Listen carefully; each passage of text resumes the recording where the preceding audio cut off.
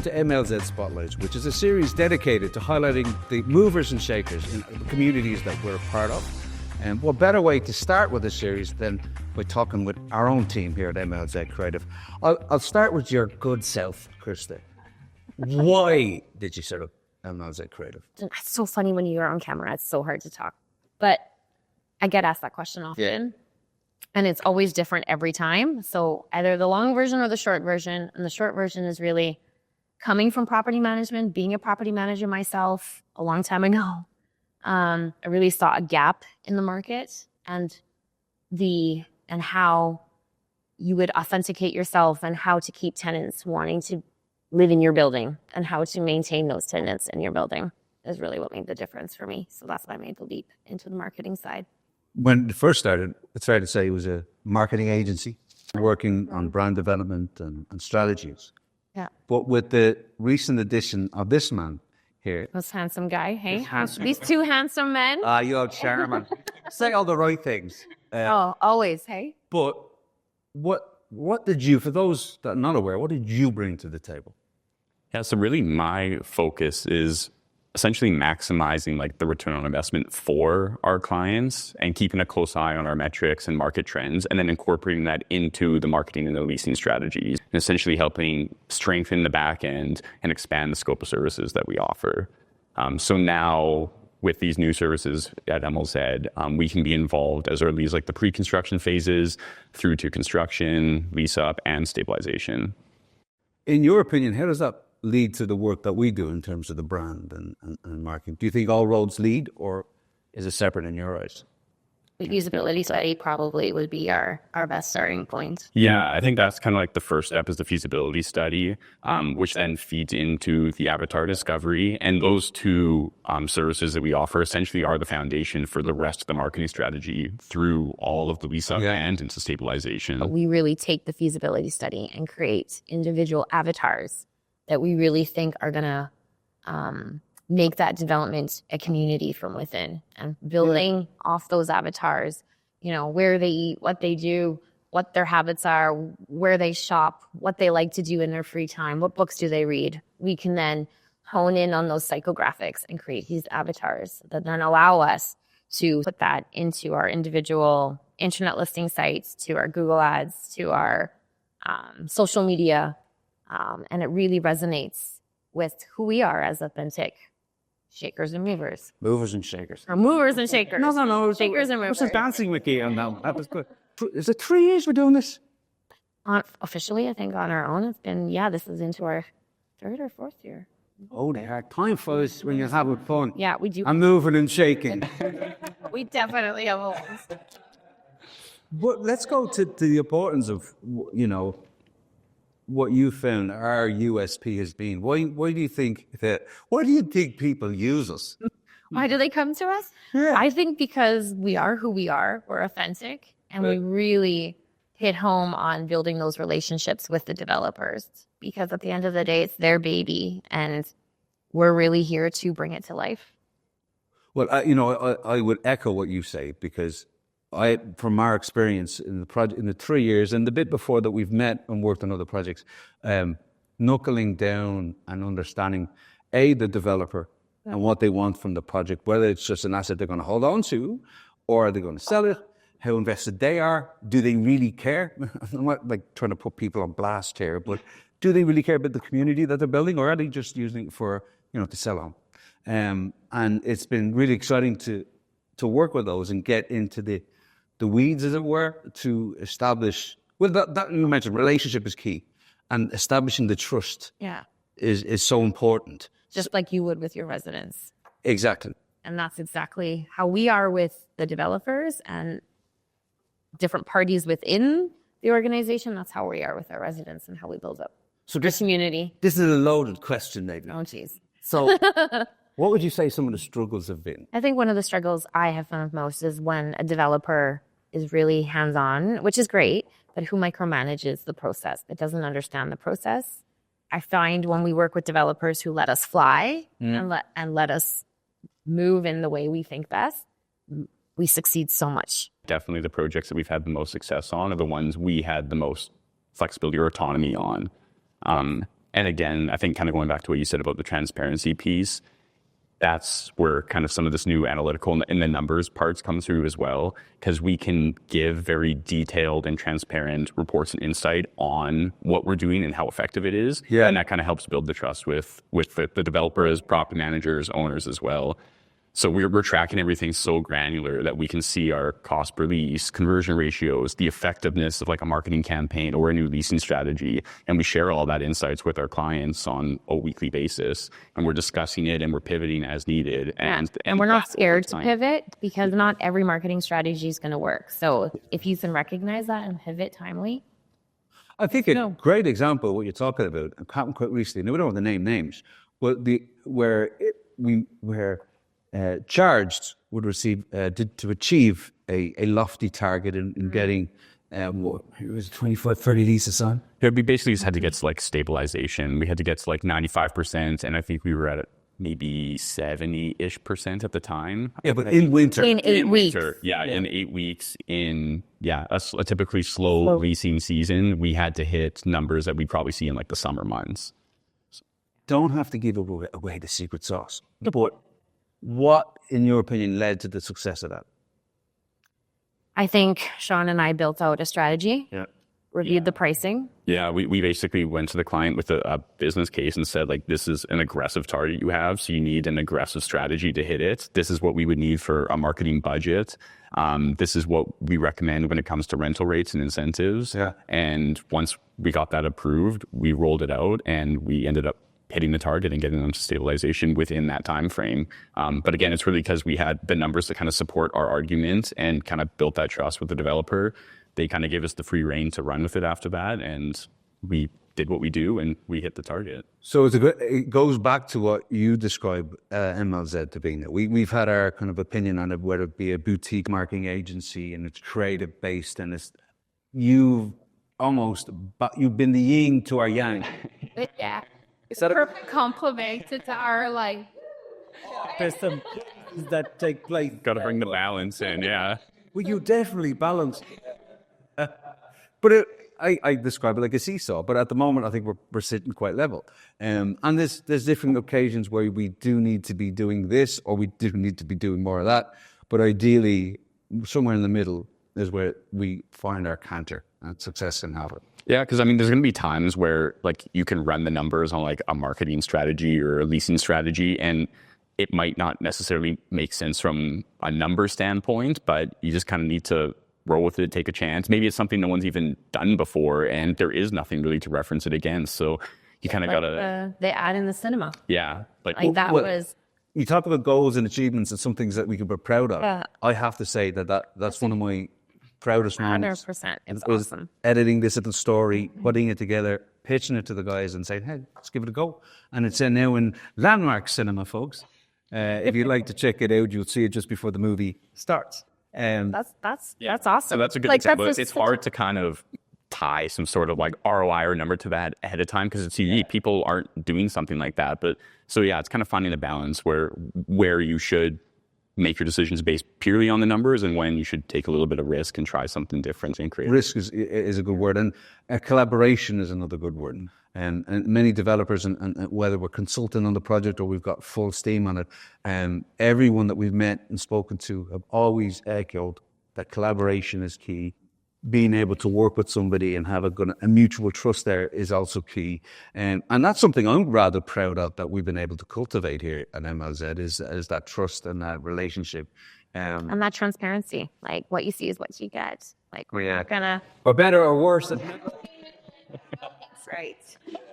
We don't have to get into the small anecdotes of how we got started and whatnot, wearing one shoe larger than the other. I don't have to. What are we doing here? Yeah, what are we doing here? We would laugh. We would laugh. To the point of lunacy. Oh, to points of crying. Yeah. Oh, But it is, I think. great. I think it captures that essence of really what, it's important to be diligent, to have strategies, to have goals, but also not take yourself too seriously. Allow yourself to laugh at yourself and to be able to be, I suppose, just to be able to have fun, but a good balance. We talk about the yin yang thing. Yeah. Let's talk about goals. We don't have to give it all away, but 2025. where would you like to see MLZ this time next year? I'd love us to hit the U.S. markets. US. Yes. Let's just get Well, at it. sure. No, I want to hit the U.S. You want to do US? I want to do the U.S. Okay. Yeah, they're ahead of us in some regard, and I think we have a lot to bring to the table. And with the projects that we've been on, It's an aggressive market over there. America. I'd love to learn from that. Yeah. There's definitely stuff to take away from where the work they do for the communities. There's organizations that have created like rewards programs in a really detailed way with loads of vendors and all that. That's another day's work. So yeah, the US market would be an interesting one. Sean, for you, and don't say the same thing, please. I think like there's an opportunity for us to kind of specialize in maybe some of the other projects we're kind of already involved in, like almost, I guess, focus on that niche, I guess, a little bit more. So one example would be like the office conversions. So the office conversions, we're involved in 4 different projects now between Edmonton and Calgary. But we see that being like a trend that's going to continue gaining momentum, not just in Edmonton and Calgary, but probably in other cities and markets as well too. And being able to kind of get involved in those projects like so early on, sort of in that trend that at least we're seeing, is only going to help us benefit clients in the future as well.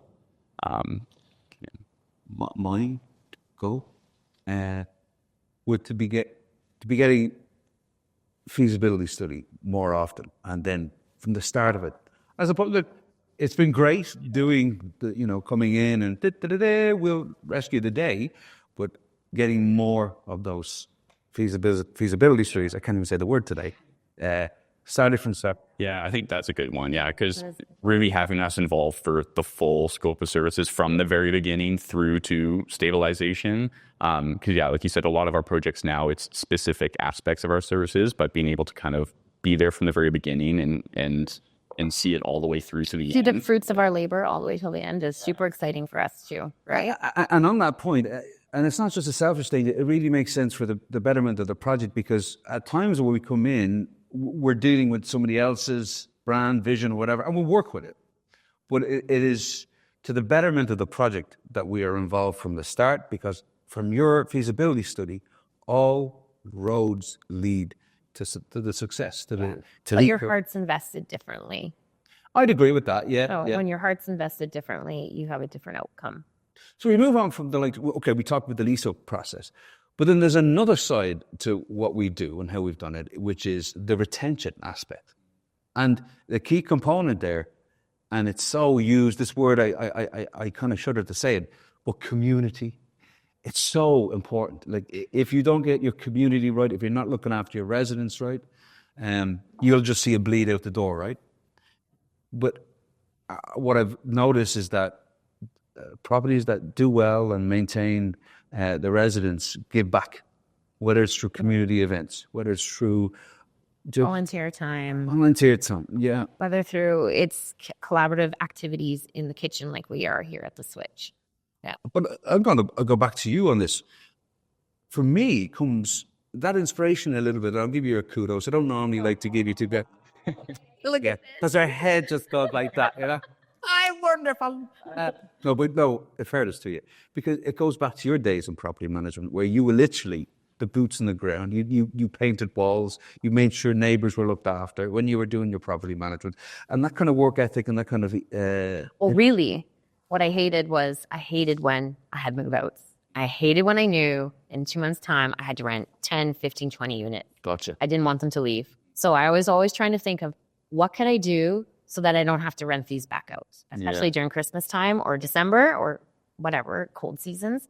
What can I do to keep them here? So we would have like potlucks, all the tenants would bring all their stuff out in the parking lot. We'd have like garage sales so they didn't overflow the garbage bins. They could get rid of their stuff or sell their stuff, make some extra money. Or we'd have cookouts or we'd get play tents for the kids in the gardens and those kinds of things, because I really wanted my tenants to feel like this is where they could live until their next phase of life, whether that was they bought a home, they had to move for their job, or whatever the case would be. Yeah. So most of my tenants that ever left me left because of their next chapter. But I had a very, very low turnover in my buildings because I didn't like having to release them.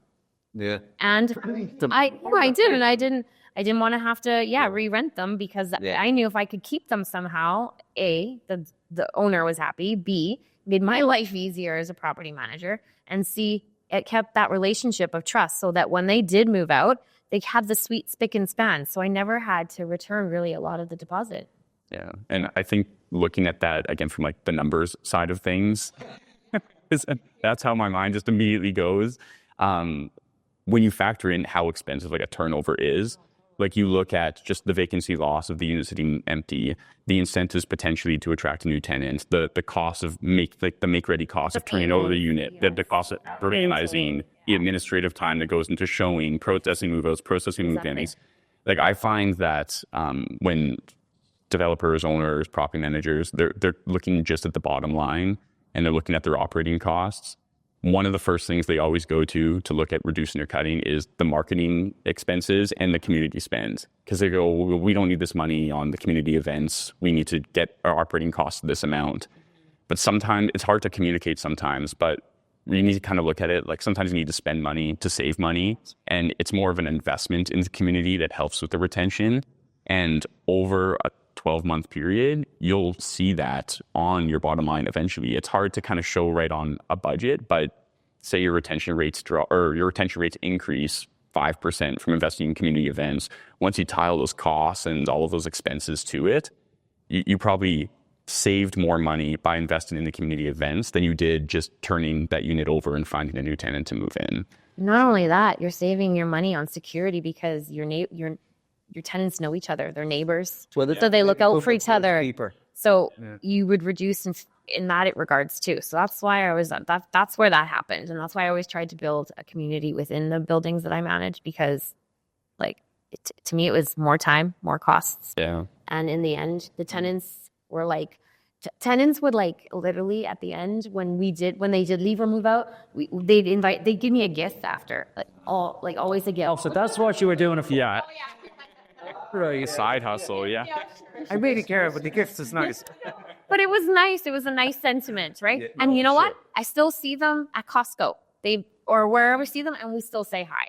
Yeah. Which is so nice. And even too, that like enhances the reputation of the owner, the developer, the companies involved. So if they know that you own or you're involved in another building and they've had a good experience with you in the past, they're probably more likely to come to you, even if it's not the project they were at before. Oh yeah, find you somewhere else. Calls because I still have the same number from 10 years ago. Yeah. I still get calls. So I think it still kind of comes like full circle. Totally But does. also the other thing on top of that too is the referrals as well. If they're having a good experience with that building, why not bring more of their friends, family there as well, 100%. and free marketing for the leasing. 100%.